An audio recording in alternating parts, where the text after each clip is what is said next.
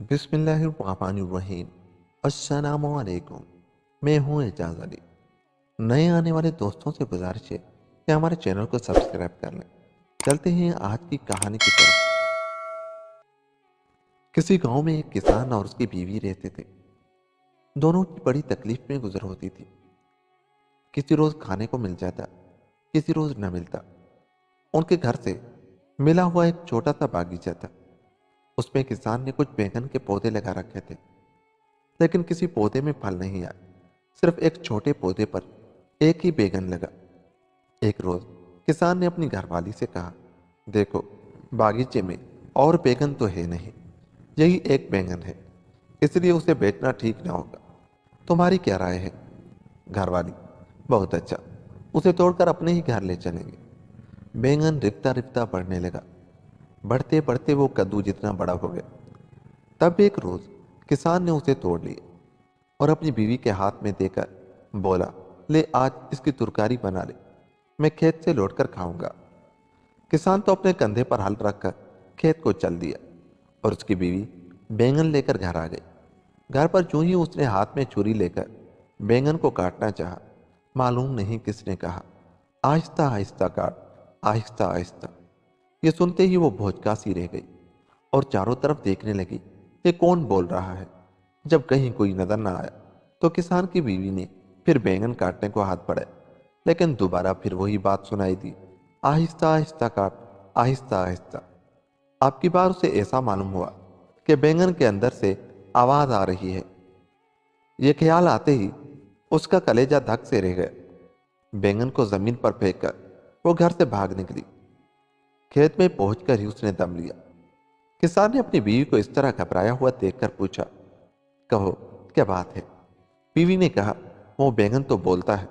किसान दुर्पुगली, कहीं बैंगन भी बोलता है? बीवी, चलकर अपने कान से सुन लो। किसान, सच कहती है? बीवी, हाँ हाँ, बिल्कुल सच। किसान बड़ी हैरानी के साथ घर गया। वहां उसने अपनी घरवाली से कहा, ले, अब मेरे सामने बैंगन काट। बीवी ने जो ही काटना, फिर आवाज आई, आहिस्ता आहिस्ता काट, आहिस्ता आहिस्ता। यह सुनकर किसान फिक्र में पड़ गया। उसने कहा, अच्छा, आहिस्ता आहिस्ता ही सही, काट तो भला। बीवी आहिस्ता आहिस्ता काटने लगी। लेकिन ये क्या, जो ही बैंगन के दो टुकड़े हुए, उसके अंदर से एक निहायत खूबसूरत लड़की निकल पड़ी। उसके रंग रूप से चारों तरफ एकदम रोशनी से हो गई। लड़की को देखकर किसान की बीवी बहुत खुश हुई। उसने कहा, हमारे तो कोई बेटा बेटी है नहीं, सो मैं इसी को अपनी बेटी मानकर रखूंगी। यह बैंगन में से निकली है, इसलिए इसका नाम बैंगनवती रखूंगी। अब उसने लड़की को उठाकर सीने से लगा लिया। वो उसका मुंह चूम चूम कर प्यार करने लगी। लड़की भी हंसने लगी। यह देखकर किसान बोला, गोद में बेटी तो आ गई, अब उसे खिलाए पिलाएगी क्या? घर में न दूध है न अनाज। बीवी ने कहा, दूध नहीं है तो क्या हुआ, हमारी बैंगनवती बैंगन का रस पी पी कर ही बड़ी हो जाएगी। जाओ, तुम अपना काम करो। बैंगनवती किसान के यहाँ रिफ्ता रिफ्ता बड़ी होने लगी। साथ ही साथ उसकी खूबसूरती भी बढ़ने लगी। उसका हुस्न ऐसा था जैसा किसी और लड़की का न था। एक रोज किसान अपने खेत में काम कर रहा था। बैंगनवती पास ही खेल रही थी। उसी वक्त राजा का वहां से गुजर हुआ। वो हमेशा भेष बदलकर अपनी रियाया की हालत देखने को निकला करता था। उसे कोई भी ना पहचान सकता था। जाते जाते अचानक राजा की निगाह खूबसूरत बैंगनवती पर पड़ी। उसने खेत में से एक आदमी को बुलाकर पूछा, ये किसकी लड़की है? उसने जवाब दिया, उसी किसान की बेटी है। राजा ने अपने महल में पहुंचकर किसान को बुलवा भेजा। जब किसान आया तो राजा ने कहा, आज जब तुम अपना खेत जोत रहे थे, उस वक्त तुम्हारे पास एक लड़की बैठी थी, वो कौन है? किसान ने जवाब दिया, महाराज, वो एक तरह से मेरी बेटी भी है और नहीं भी है। राजा ने पूछा, इसका मतलब? तब किसान ने सारा हाल बयान कर दिया। तमाम बातें सुनकर राजा ने पूछा, उसका नाम क्या है? किसान ने कहा, बैंगनवती। राजा ने कहा, हम ब्याह करके बैंगनवती को अपनी रानी बनाएंगे। यह सुनकर किसान हैरान रह गया। बोला, हुजूर, आप ये क्या फरमाते हैं? आप एक मामूली किसान की बेटी से ब्याह करेंगे? राजा ने कहा, हाँ, ऐसी खूबसूरत लड़की किसी राजा के महल में मिलेगी। किसान कहने लगा, हुजूर, मेरे साथ मजाक न कीजिए। राजा ने जवाब दिया, नहीं, हम सच कह रहे हैं। तुम्हारी उस लड़की के साथ हम ब्याह जरूर करेंगे। खुशी के मारे किसान के मुंह से कोई बात न निकली। वो राजा के मुंह की तरफ देखता वही खड़ा का खड़ा रह गया। राजा ने कहा, जाओ अपनी बेटी को ले आओ, आज से उसका नाम बैंगन सुंदरी है। किसान दौड़ा दौड़ा अपने घर आया और बीवी को सब बातें कह सुनाई। उससे वो भी खुश हुई और बैंगनवती का श्रृंगार करने लगी। उसे उपटन बलकर नहाया, आंखों में काजल लगा दिया, हाथों और पैरों में मेहंदी रचाई, बालों में तेल डालकर जोड़ा बांध दिया, मांग सवार कर माथे में बिंदी लगा दी, उम्दा नीले रंग की साड़ी पहनाकर पान खिला दिया। बाहर दरवाजे पर राजा की भेजी हुई सुनहरी पालकी रखी थी, उसमें कारचूबी का कपड़ा लगा हुआ था। किसान की बीवी ने बैंगनवती को ले जाकर उस पालकी में बिठला दिया। जब लौटकर अपने झोपड़े में आई तो उसे वहां अंधेरा मालूम हुआ। बेचारी की आंखों से आंसू टपकने लगे। उधर का हार पालकी उठाकर महल में ले गए। राजा ने बहुत सामान और दौलत देकर अपने नए खुसर का बड़ा आदर भाग किया। बैंगन सुंदरी को रानियों जैसे कपड़े और चढ़ाव जेवर दिए। फिर धूमधाम के साथ ब्याह हुआ। बैंगन सुंदरी को देखकर सभी रानियां कहने लगी, हाँ नई रानी सच बड़ी खूबसूरत है, मुखड़ा क्या है, चांद है। राजा अपनी सब रानियों से ज्यादा बैंगन सुंदरी को प्यार करने लगा। वो हर वक्त उसी के पास रहना चाहता था। वो जो चीज तलब करती राजा फौरन मंगवा देता। देश प्रदेश की जो उम्दा चीज आती राजा उसे बैंगन सुंदरी ही के महल में भेज देता। वो जो बात चाहती राजा वही करता। पट रानी से ये ना देखा जाता। वो बहुत कुर्ती थी। महल में सभी लोग नई रानी की सूरत और सीरत की तारीफ करते थे। उससे पटरानी जी और भी जलती। वो सोचती, इस किसान की छोकरी ने खुदा मालूम कहां से आकर राजा को अपनी मुट्ठी में कर लिया है, अब मैं क्या करूं। एक रोज पटरानी ने रानी सुंदरी से पूछा, छोटी रानी तुम्हारी जान कहाँ है। बैंगन सुंदरी ने जवाब दिया, बड़ी बहन जान और कहाँ होगी, यही मेरे दिल में है। बड़ी रानी ने कहा, नहीं ये नहीं हो सकता, तुम तो इंसान के पेट से पैदा नहीं हुई, इसलिए तुम्हारी जान तुम्हारे तन में नहीं होगी, जरूर किसी और जगह रखी है। बैंगन सुंदरी ने कहा, बड़ी बहन तुम्हें ये बात मालूम करने की ऐसी क्या जरूरत है। पटरानी बोली, जरूरत तो कुछ नहीं, यूं ही मालूम करना चाहती हूँ कि बाद में कोई तुम्हारा नुकसान न कर बैठे। बैंगन सुंदरी ने कहा, बहन यह ख्याल छोड़ दो, जो मैं ये बात किसी से न कहूंगी तो मेरा कोई नुकसान न कर सकेगा। पटरानी बोली, तो क्या तुम्हारी जान तुम्हारे जिस्म में नहीं है। बैंगन सुंदरी ने आस्था से कहा, नहीं बहन मेरी जान इसी जिस्म में है। पटरानी कहने लगी, बात छुपाने से क्या होता है, असल बात तो खुल गई, अब यह बतला दो कि तुम्हारी जान जिस्म में नहीं कहाँ है। बैंगन सुंदरी बोली, यह बात बतलाना मना है। पटरानी ने कहा, भला अपनी बड़ी बहन को बतलाने में क्या हर्ज है, मैं कोई गैर तो हूं नहीं। बैंगन सुंदरी ने जवाब दिया, नहीं बीबी जी, सगे घर वालों को भी बतलाने की इजाजत नहीं। छोटी रानी ने बात न बतलाई, लेकिन बड़ी रानी ने भी पीछा न छोड़ा। खाते पीते सोते जागते उठते बैठते वो बैंगन सुंदरी से यही बात पूछती रहती। इसी तरह एक साल गुजर गया। दिन रात वही एक सवाल सुनते सुनते छोटी रानी उकता गई। आखिर तंग आकर एक रोज उसने कह दिया, अच्छा किसी रोज बतला दूंगी। पट रानी ने हंसकर कहा, बैंगन सुंदरी याद रखना, तुमने वादा कर लिया है, रानी होकर झूठ न बोलना। यह सुनकर बैंगन सुंदरी चौंक पड़ी। वो सोचने लगी कि मैंने बिला सोचे समझे क्या कह डाला। अब तो बड़ी रानी को बतलाना ही पड़ेगा कि मेरी जान कहाँ छुपी पड़ी है। जो नहीं बतलाऊंगी तो झूठी बनूंगी, अब क्या करूं। आखिर बैंगन सुंदरी ने राजा को अपने महल में बुला भेजा। उससे कहा, महाराज अगर मैं अचानक मर जाऊं तो मेरी लाश को जला न देना। राजा ने उसके मुंह पर हाथ रखकर कहा, चुप पगली, ऐसी बात मत कह। बैंगन सुंदरी बोली, नहीं महाराज, मेरी तमाम बातें सुन लीजिए। अगर मैं मर जाऊं तो बस्ती से बाहर एक मकान बनवाकर मुझे पलंग समेत उसी मकान में रखवा देना। मकान के अंदर खुशनुमा बागीचा लगवा देना और एक कुआं खुदवा देना। मकान की चारों तरफ ऊंची सी दीवार उठवा देना, जिसमें कहीं अंदर आने जाने का रास्ता ना हो। राजा ने बात काट कर कहा, रानी चुप रहो, ये बातें जुबान से न निकालो। रानी बोली, हाँ महाराज, अभी चुप होती हो, बस एक बात और सुन लीजिए। इस मकान में बहुत सा अनाज, दाल, घी, तेल, चीनी, मिर्च, मसाला वगैरह भी रखवा देना। राजा ने कड़क कर कहा, चुप रहो। बैंगन सुंदरी चुप हो रही। कुछ ही दिन और निकल गए। एक रोज बड़ी रानी ने बैंगन सुंदरी से कहा, छोटी रानी, तुमने बतलाया नहीं कि तुम्हारी जान कहाँ है। बैंगन सुंदरी बोली, तो क्या बीबी जी, सचमुच बतलाना ही पड़ेगा। बड़ी रानी ने कहा, तुम कौल दे चुकी हो, अब क्या उसे पूरा न करोगी। बैंगन सुंदरी बोली, बतला दूंगी तो तुम जरूर मेरी जान ले लोगी। बड़ी रानी ने उसका मुंह बंद करके कहा, राम राम, ये क्या कहती हो। छोटी रानी बोली, अच्छा थोड़े दिन और ठहर जाओ, मेरा बच्चा हो जाने दो, उसके बाद बतला दूंगी। छोटी रानी के बच्चा पैदा होने वाला है, यह सुनकर बड़ी रानी और भी ज्यादा कूदने लगी। उसने कहा, जो तुम अभी नहीं बतलाओगी तो मैं सारी सल्तनत में ढंढोरा पिटवा दूंगी कि छोटी रानी किसान की बेटी होने के बाद मामूली आदमियों की तरह झूठी है। उससे बैंगन सुंदरी चिढ़ गई, बोली, अच्छा तो लो सुनो, मेरे बाप के खेत के करीब ही एक कुआं है। उस कुएं के अंदर एक लकड़ी का संदूक है। उस संदूक में सोने की एक डिबिया है। डिबिया के अंदर एक पोत की माला है। वही माला मेरी जान है। बड़ी रानी हंसते हंसते लोटपोट हो गई और कहने लगी, छोटी रानी, तुम्हारी बड़ी किस्मत है, तुम्हारी जान को किसी का खौफ नहीं। देखो तो, कुएं के अंदर संदूक, उसके अंदर सोने की डिबिया है और उसके अंदर तुम्हारी जान। बतलाओ, ऐसी जान को भी कोई ले सकता है।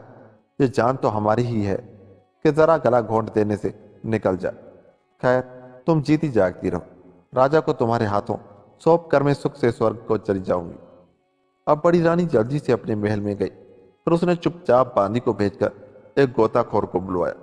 रानी ने उससे कहा, देख, अगर तू मेरा एक काम कर देगा तो तुझे 500 अशरफिया इनाम दूंगी। उसने पूछा, क्या काम है रानी साहिबा। रानी ने कहा, फिलहाल किसान के खेत के करीब एक कुआं है। कुएं के अंदर एक लकड़ी का संदूक है। उसके अंदर सोने की डिबिया है। यह डिबिया इस तरह निकाल ला कि किसी को मालूम ना हो। गोताखोर उसी वक्त कुएं की तरफ चल दिया और पानी में गोता लगाकर सोने की डिबिया निकाल लाया। डिबिया मिल जाने से रानी को बड़ी खुशी हुई। गोताखोर को 500 अशरफिया इनाम देकर रुखसत कर दिया। उधर कुएं से डिबिया निकलते ही बैंगनवती की तबीयत खराब होने लगी। बड़ी रानी ने डिबिया में से माला निकाली और खूब उलट पलट कर जो ही गले में पहनी, उसी वक्त बैंगनवती तड़प तड़प कर ठंडी हो गई। महलों में कोहराम मच गया। राजा भी रोने लगा। रोते रोते उसे बैंगनवती की उस रोज की बातें याद आई। उसने वजीर को बुलाकर कहा, बैंगन सुंदरी के लिए एक मकान तो बनवा दो। वजीर ने कहा, अब मकान का क्या होगा, अब तो रानी की लाश जला देनी चाहिए। राजा बोला, नहीं, बैंगन सुंदरी उसकी ममानत कर गई है। तुम बस्ती के बाहर एक मकान बनवाओ, उसमें बैंगन सुंदरी को पलंग समेत पहुंचा देना होगा। वजीर ने कहा, जो हुक्म हो दो। बैंगनवती जैसा कह गई थी वैसा ही मकान बनवा दिया गया। फिर बैंगनवती को उस मकान के एक कमरे में लिटाकर सबको बाहर निकल आए। मकान के चारों तरफ 4 दीवारी बना दी गई। दिन पर दिन गुजरने लगे। इसी तरह कोई 1 साल गुजर गया। सोच के मर जाने से बड़ी रानी बहुत खुश हुई। उसका कलेजा ठंडा हो गया। लेकिन राजा बैंगन सुंदरी को नहीं भूलता था। छोटी रानी की याद आते ही राजा की आंखें डुबडुबा आती। वो अक्सर दिल में ये सोचा करता कि बैंगन सुंदरी ने मुझसे ये क्यों कहा था कि महाराज, मेरी लाश को जलाना मत। तो क्या वो फिर जी उठेगी। बैंगनवती के मकान को देखकर राजा ख्याल करता, इस मकान के अंदर वो सो रही है, पलंग पर अकेली पड़ी सो रही है। इतने दिन हो गए, कहीं जाग तो नहीं उठी। जागकर शायद मुझे ढूंढती हो और बाहर निकलने की राह ना पाकर महाराज महाराज चिल्लाती हो। पुकारते पुकारते उसका गला बैठ गया होगा। लेकिन फिर ख्याल करता, आह, इंसान मरकर फिर कहीं जी सकता है। अपने दिल को समझाने के लिए राजा हर रोज बैंगनवती के मकान की 4 दीवारी की चारों तरफ चक्कर लगा आता। एक रोज अचानक उसने सुना कि मकान के अंदर से बच्चे के रोने की आवाज आ रही है। राजा सुनकर चौंक पड़ा। वो सोचने लगा कि यहाँ बच्चा कहाँ से है। राजा दीवार फांद कर मकान के अंदर गया। देखता क्या है कि बैंगन सुंदरी तो सोने के पलंग पर मुर्दे की मानद पड़ी है, लेकिन उसके पास एक निहायत खूबसूरत लड़का लेटा हुआ रो रहा है। राजा ने लड़के को उठाकर छाती से लगा लिया। वो बच्चे को प्यार करने लगा। थोड़ी देर में बच्चे को नींद आ गई तो राजा ने उसे बैंगन सुंदरी के पहलू में लुटा दिया और खुद दीवार फांद कर बाहर चला आया। महल को जाते जाते राजा सोचने लगा कि हो ना हो ये बच्चा जरूर बैंगन सुंदरी का है। बच्चे पर राजा को बड़ा प्यार आया। दूसरे दिन वो फिर वहां गया और बच्चे को गोद में उठाकर प्यार करने लगा। लौटते वक्त वो बच्चे के हाथ में एक खिलौना मुंह में चूसने को दे आया। अब तो राजा हर रोज बैंगनवती के घर जाने लगा। वो बच्चे को तरह तरह के खिलौने और खाने पीने की चीजें दे आता। लेकिन मकान में कोई नई बात नजर न आई। हर रोज देखता कि बैंगनवती जिस तरह थी उसी तरह पड़ी है, कोई तब्दीली नहीं हुई। रिफ्ता रिफ्ता दिन गुजरने लगे और बच्चा बड़ा होने लगा। जब वो कोई 2 साल का होगा तो टूटे फूटे अल्फाज में कुछ बोलने भी लगा। राजा ने एक रोज बैंगनवती की तरफ इशारा करके बच्चे से पूछा, ये कौन है? बच्चे ने कहा, माँ। राजा ने पूछा, तुम्हें खाना कौन खिलाता है? बच्चे ने कहा, माँ। राजा ने पूछा, कब? बच्चा बोला, रात को। यह सुनकर राजा को बड़ी हैरानी हुई। उसने बच्चे से कहा, तुम अपनी माँ से कहना राजा जी पूछते थे कि तुम दिन को क्यों सोती और रात को क्यों जागती हो। बच्चा बोला, अच्छा, पूछूंगा। उस रोज राजा बहुत सी मिठाई लाया था। बच्चे को पेट भरकर खिला पिलाकर वो अपने महल में लौट आया। रात को बैंगनवती रोज की तरह उठी। जब बच्चे को खिलाने लगी तो उसने कहा, अम्मा, मेरा पेट तो भरा हुआ है। बैंगनवती ने पूछा, तुम्हारा पेट किस तरह भर गया? बच्चे ने कहा, एक राजा आज मुझे बहुत सी मिठाई खिला गया है। वो ये भी पूछता था कि तुम्हारी माँ रात को क्यों जागती है और दिन को क्यों सोती है। बैंगनवती समझ गई कि राजा ने आकर सब बातें देख ली। उसने सोचा कि अब छुपाने से क्या हासिल। तब उसने बच्चे से कहा, देखो, ये जो राजा जी यहाँ आते हैं वो तुम्हारे पिता हैं। आज तुम अपने बाप के पैर छूना और कहना, महाराज, माँ की जान जिस पोत की माला में है वो बड़ी रानी के पास है। बड़ी रानी दिन भर उसे माला को पहनती रहती है, इसलिए माँ सारे दिन बेहोश पड़ी रहती है। रात को सोते वक्त बड़ी रानी गले से माला उतार कर रख देती है, इसलिए माँ उस वक्त जाग पड़ती है। फिर वो पलंग से उठकर नहाती धोती है और मुझे खिला पिलाकर खुद भी खाती पीती है। दूसरे दिन जब राजा आया तो बच्चे ने सब बातें कह सुनाई।